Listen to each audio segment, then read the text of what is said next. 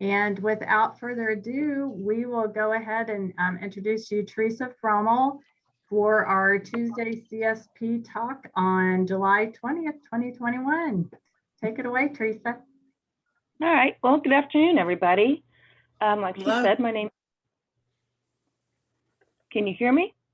Yes. Yeah. Okay. She said, my name is Teresa Frommel. I'm the Deputy Chief Information Security Officer for the state of Missouri. Primarily executive branch would be my purview. I've been with the Office of Cybersecurity now 7 years. I've got about 20 years with the state, the majority of it in what used to be called information security and is now cybersecurity. Since the state is too cheap to give us webcams, I put a picture up so at least you could put a face with it.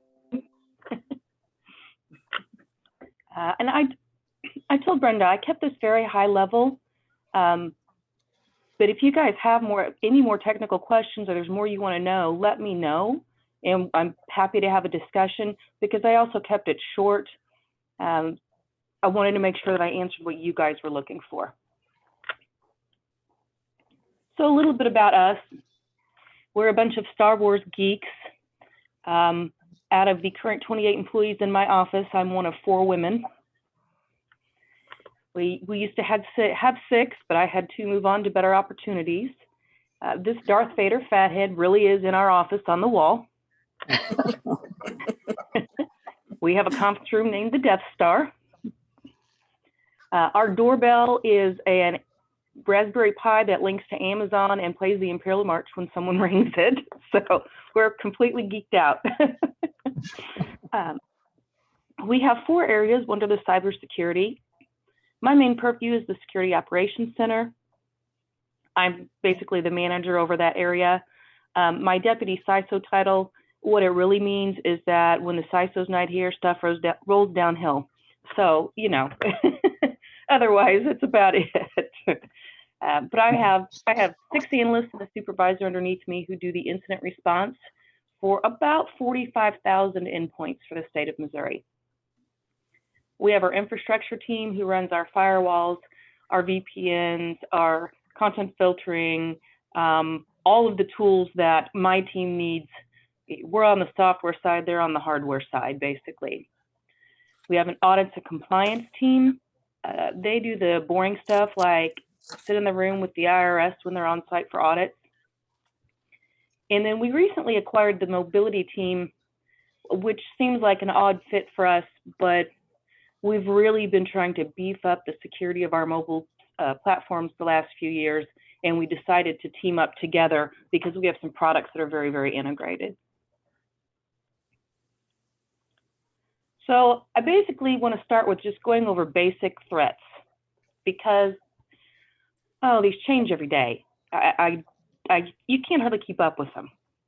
Right. And I do it for a living. So as always, phishing is still the #1 thing we see. I had an old slide in another presentation that talked about 90% of successful cybersecurity breaches start with a phishing email.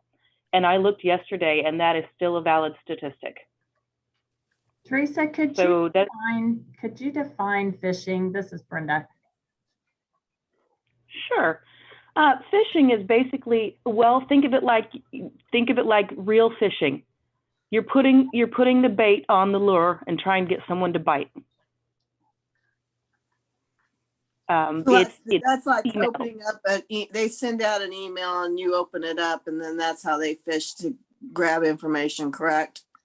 Yes. Yes, okay. You opened up the email and they had some kind of a link in there, or they had some type of attachment, or they asked you to do something. They've spoofed the sender's address so it looks like your boss or someone you do business with. And these scams change so often that a lot of my slides are from several years ago, and it's just a different flavor of what we were seeing then. Mm-hmm. And I do have a phishing slide here coming up in a minute as well, just to kind of point out a few things you can look for besides links and attachments. I mean, those are your #1. If you aren't expecting them and you don't know the person, don't do it. If you know the person, pick up the phone and call them. Great. Compromised website. Sorry? Thanks. I just was saying thanks. Oh, okay. I'm sorry. Compromised websites is another one that we see. When I first got in the business, pretty much websites were safe unless they were, less than savory, let's say. And that's really not true anymore. I have worked with, I guess I better not put the company out there because they'd probably sue me. They made me sit in a meeting with 7 attorneys. But I have seen major corporate companies with extreme security still, we're contacting them going, hello, did you know your website's having an issue? Yeah. So it's hard. It's hard because you don't know. You can be going to your church website, and because they can't afford an IT person, they can be hacked. Freebies, all I can tell you is nothing in the world is free except maybe hugs. Good one. Well, there are some free tools that are good, but we so often see people looking for free movies and free music and free streaming TV and free software that they don't want to pay for, but if they don't know specifically where to go and what they're looking for, that can be a real problem. With that said, just to be honest, my personal antivirus is a free one, but I'm very familiar with the company, and so I'm very comfortable going to their website. I think, and here's a definition of malware for you guys. It's basically an overall term for any malicious software. You hear of viruses, trojans, worms, spyware, adware, ransomware. It's all malware. It's all the same thing. Here was one of my favorites. Daniel, your audio is on. Could you mute? Thanks. Sorry about I that, love guys. Zoom meetings. Yeah. It's either that or a dog barking. It's okay. But basically, they want to either gain access into a system so they can cause damage, steal data, or get money. Ransomware. What's funny is this sentence in this slide is from 2117, and it is even more true now than it was in 2017. Ransomware is the #1 in the news. I'm sure you guys have heard of like the Colonial Pipeline breach and things. That's what it is. And it's typically malicious actors from other countries, and they're basically their country. It's not that the country itself is doing it, it's that the country is allowing them to do it and just letting them wreak havoc on us.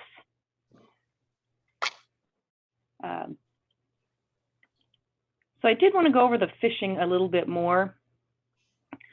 Well, I think I originally did this around tax time, and there's always W-2 scams every year.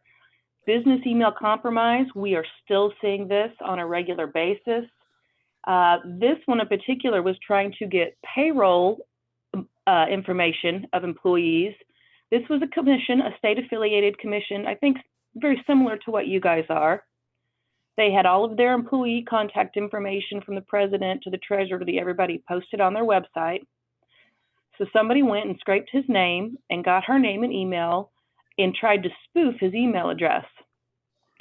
Well, two big mistakes he made, and why she caught it is there is no died.mo.gov. That was supposed to be ded.mo.gov. And he never signs his name Robert. He always signs his name Bob. At the state level, we have prevented a lot of this from coming in. We have a new technology in place called DMARC, and it is used by major companies like Google and Microsoft and a lot of the big companies. And what it does is anything coming into our email system that says it's from a mo.gov has to have a specific approval through the system. It has to have a specific path of exactly where it's coming from and what's allowing it. So it took us 2 years to roll out the technology, but it has saved us from probably hundreds of thousands of phishing emails. I do have some other stuff on here, different phishing that in the last several years, you know, when Target had their breach, it was a contractor that got phished through email. They had 10 million cards that breached. In 2016, Platte County, Missouri treasurer, Friday before Memorial Day, he got a spoofed email saying it was the presiding commissioner, holiday weekend, combined sense of urgency. He shipped out $48,000 Oh, without wow. going through proper protocols. But that's what they do. Oh, I'm on vacation. I need this right now. And a lot of smaller places don't have the appropriate controls on their email. So that's a big problem. Phishing is a form of social engineering. So, but social engineering is a lot more. I don't know if you guys have ever heard about the technical support scams. Yes. Yeah, okay. Oh, yeah.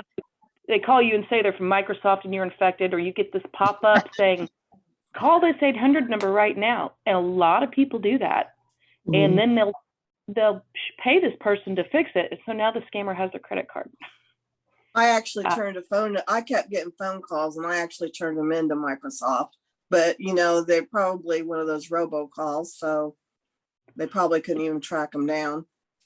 Better place to turn those in is the Attorney General's office. Okay.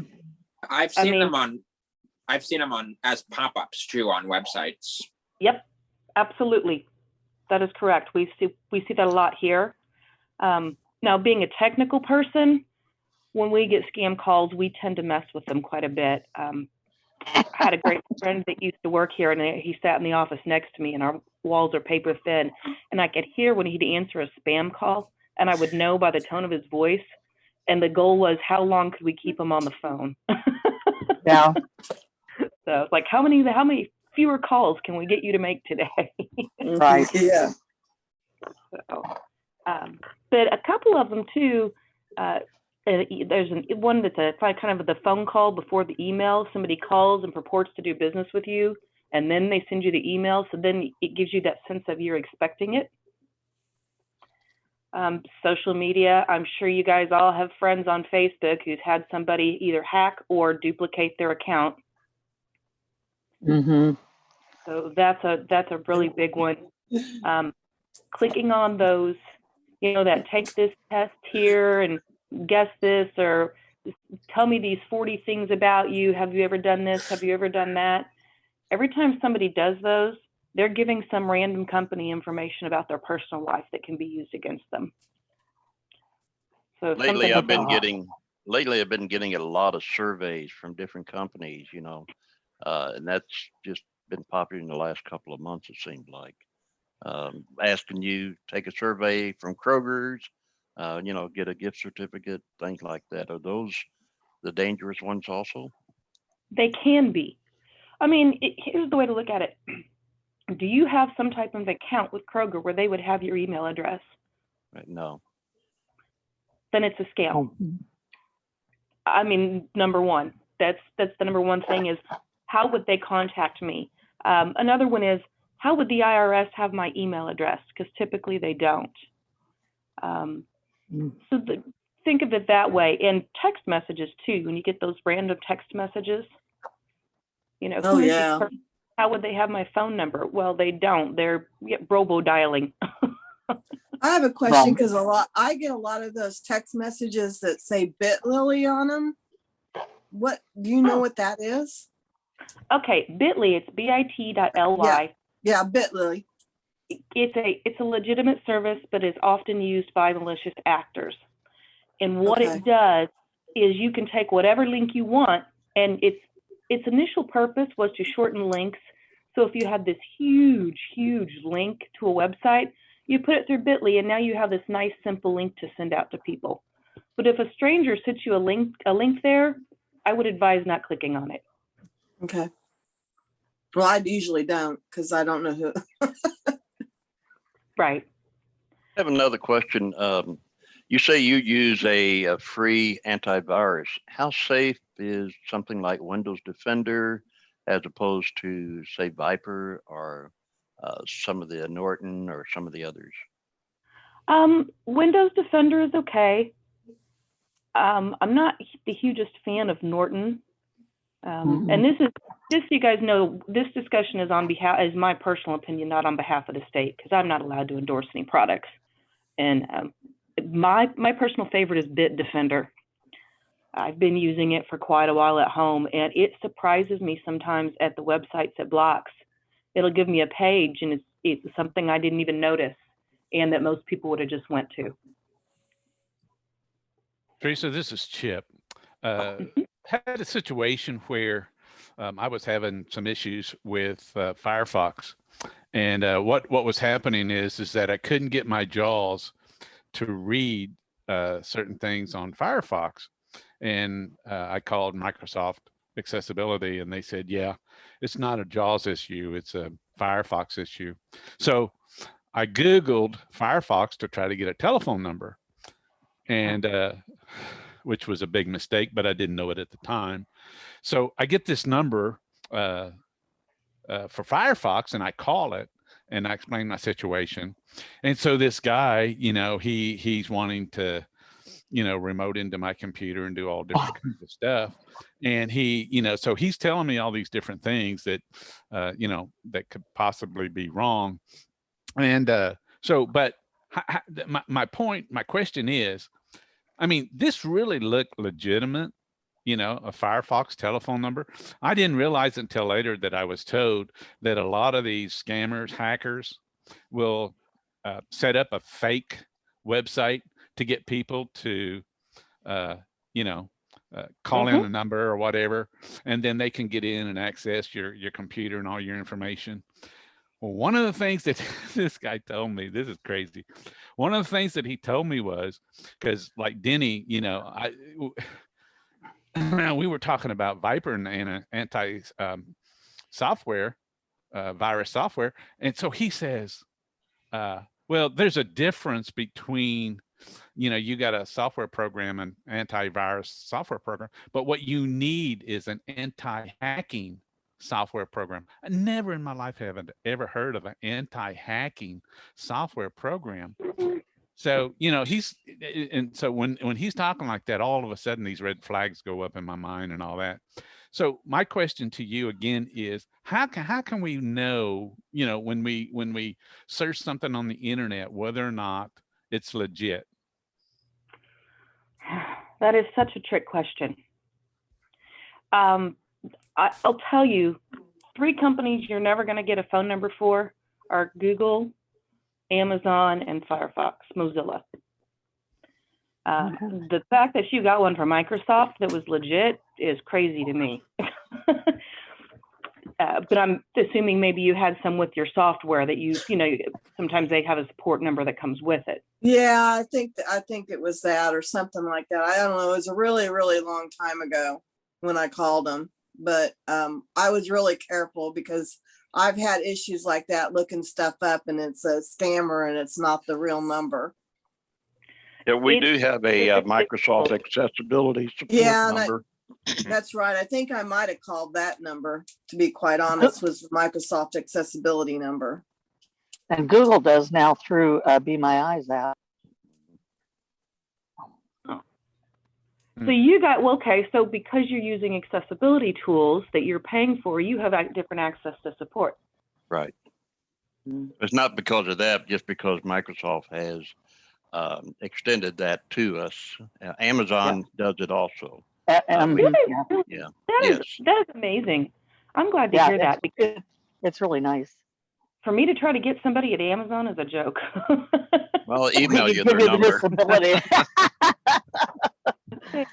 But you're back to you guys' original question of how do you know? Some big things on a website, and I've never used JAWS. I do have someone in my office who has, because he always tests their security awareness training. But I'm assuming that it'll read like the word "add" next to something when your searches pop up. Oh, right at the top. So anything that says "add," don't click on. A lot of times, if you get a phone number, it might be worth it to go to a different tab in Google and Google that phone number and see what comes up. That's exactly what my wife did. she Googled that number, and sure enough, it showed up that same page. So it didn't show up, because sometimes when you Google the phone number, it will show up spam reports, or you can Google it with the word malware, Google it with the word scammer, Mm-hmm. Mm-hmm. and it doesn't always work. It's very, very difficult. And I wish I could tell you that there is a magic bullet, but there's not. Is it counterproductive to run more than one antivirus program on your PC? Yes. Okay. So well, like Malwarebytes. Malwarebytes can be, it is designed that it can be ran in conjunction with other antivirus softwares. But if you do two plain antivirus softwares, they will fight each other. Yeah, okay. Malwarebytes is different. Windows Defender included in that? I believe so. I mean, So I've never seen Malwarebytes. I've had Malwarebytes on my machines with all kinds of different antivirus, because I switch every couple of years. So if we're running Viper, we should disable Windows Defender? Yes. Okay. And also just opening an email does not infect you, does it, or does it not? I've always heard that it does. And in the 19 years I've been in this field, I've never one time seen someone get infected from just opening the email. Mm-hmm. It's That's how possible. I look at it. It is possible, but it's very, very rare. Somebody has to be very good, and they have to be really targeting you. Because with the way they can just mass hit people now, it's not worth the effort unless you've got something big of value. Now, if you're a big target, say you're handling multi-million contracts for a company, well, you might be a big enough target. So why would Microsoft Outlook come as a default with the preview turned on, where the email opens automatically when you arrow to it? I mean, because that's Microsoft. They are not really very security conscious, to be quite frank with you. Always turn it off. Scary. Yeah, really. Well, it is. As we move into a cloud world, I've done a lot of research between Office 365 and the Google Office suites, and now what decision will be made at the state of Missouri is, of course, way above my pay grade and out of my hands. But I'm go Google. Mm-hmm. This is Brenda, and when you have a preview setting, that's not actually opening an email in Outlook, correct? I mean, it's able to read it without opening it, just that very beginning. No, it's technically opening it. Okay. Yeah, it marks it as read. That's always what I was under the impression of, is that that's why I don't like to have my preview setting on when I get emails coming in. Interesting. It marks it as a red message once you arrow down through it. So. And the reason I know it technically opens it is because we have seen people who, well, they didn't physically click to open a message. When we were investigating an incident on their machine, we could see where an email that was just in their email box had called out to websites on the internet. It's called a DNS request. It basically called out home to look in the address book to see where to go. And also, I've noticed if you have that turned on preview and you arrow through it, and they request a read receipt, it asks you if you want to send it, even though you don't open the email. So it will. Asks you, And there is a setting, I'm not sure where it's at anymore, because Office keeps moving things around. Yeah. But there is a setting in there where you can just completely turn off any type of read receipt. Yeah, if you do an Alt-P in Microsoft and just tab over to read receipt and turn it off there. See, for me, I'm fortunate because a lot of this stuff is done for me behind the scenes at work, and I don't use Microsoft at home. I use Windows, but I don't use Microsoft Office, and I don't use Microsoft Mail or anything like that. So I don't have those same issues. Well, unfortunately or fortunately, JAWS is a big supporter of Microsoft products and mainly works with those. So that's what we're kind of stuck with a lot of times. Well, and that's probably because Microsoft was the first to give some consideration to accessibility. Exactly. Oh, Well, I've got a few more things in here if you want me to run through them. I know we're getting pretty short on time here, but I won't take up too much of your time. You're good. This one here is just, this is more of a business distributed denial of service. It's for businesses. You can have your network taken down for $10. So you have to have a lot of defenses in place for that. This is an actual insider threat that we had at the state of Missouri during Ferguson. She was an attorney for the state of Missouri, working for one of the agencies, giving anonymous information about what was going on inside of our network. And this is her actual picture on Twitter. Wow. Unfortunately for her, my boss recognized the cosplay costume, and he took that and her Twitter handle and started Googling, and he tracked her down in about an hour. He knew where she went to yoga, where she went to her comic book store, where her kid went to daycare, who her parents were. I mean, it's so easy. People don't realize if you're on social media, you can be found, period. She's no longer a state of Missouri employee. do you think that people that, you know, decide to have their accounts removed from social media, that they really do those things? Or Well, here's the problem is they have years and years of backups. So while maybe Susie Q can't go search for you anymore, you might be able to Google and find an old link, because just because you took your profile down doesn't mean all those links are broken. okay. So once you're there, you're there. I've pretty much just accepted that in my life. My husband's a musician and our life is public, so I quit worrying about it. Yeah. Yeah. I don't have anything to hide, but you know, some people want it, you know, they get aggravated with things happening, and they've asked to, there is a process to do that, and they say that it takes a certain amount of time to complete it for you, but you know, so. Yeah, we have one gentleman on my team who has never used social media. Wow. Now he Cool. uses it. We have some work accounts, and he knows how to use them because we have some different things set up. We watch different Twitter feeds, look for anomalies, look for different things. So he knows how to, but he refuses to have any access to social media at all. He has no online presence. My husband doesn't either. But he watches mine, so I don't know if that counts. But he doesn't. Well, have you an have account. one. You have one, so he might. I do have. Right. Yeah, that's true. Yep.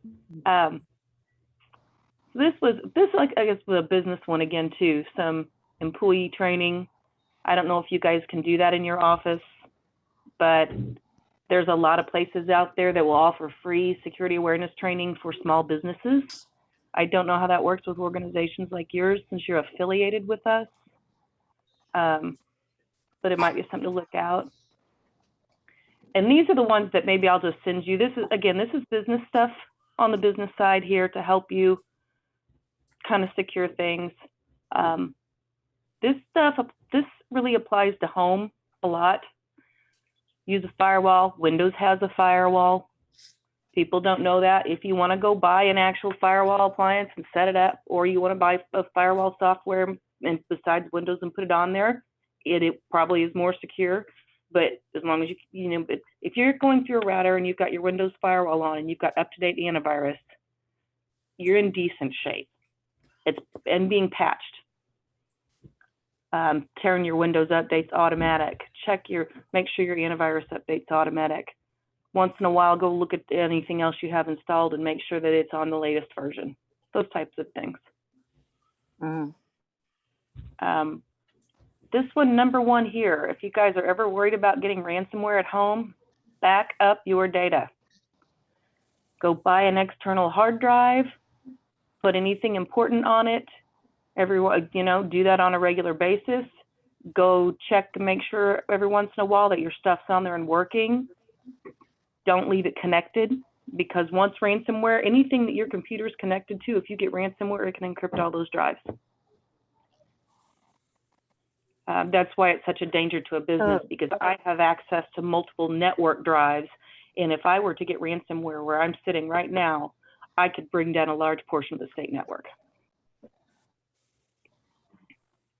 So,